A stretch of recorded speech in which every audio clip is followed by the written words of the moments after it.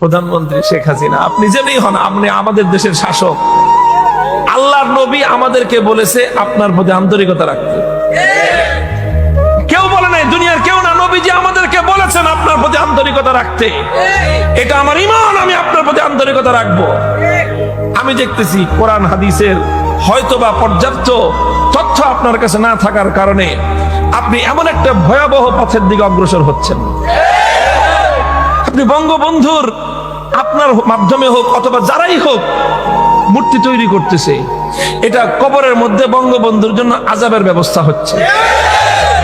এবং আপনাকে দেখে আপনি আজকে না হোক কালকে তো মারা যাবেন নাকি না, অমর থাকবে। উনি মারা যাওয়ার পরে উনি আজকে যা করতেছেন, ওনার পরবর্তী অনুসারীরা ওনারও তো ভাস্কর্য বানাবে। যেদিন ওনারও ভাস্কর্য বানাবে সেদিন এটার কারণে আপনাকেও কবরের মধ্যে আযাব ভোগ করতে হবে। এই কথাটা জানবার পর বলেন, এখন আপনাদেরকে এই আযাব থেকে বাঁচাবার জন্য চেষ্টা করার দায়িত্বটা এটা আমাদের পরে উপরে আসে কি আসে না? এখন আমরা আপনাদেরকে, আপনারা ঝাঁপায়ে জাহান্নামের দিকে পড়তে চান, আমরা আপনাদেরকে জোর করে ফিরিয়ে রাখতে চাই। এখন আমাদের দাম নাই, আমরা শত্রু হয়ে গেলাম। আর আপনাদের কাছে যারা আপনাদের এই সমস্ত ভুল কাজে উৎসাহ দেয় তাদের কদর হয়ে গেল। দুঃখ এবং আফসোসের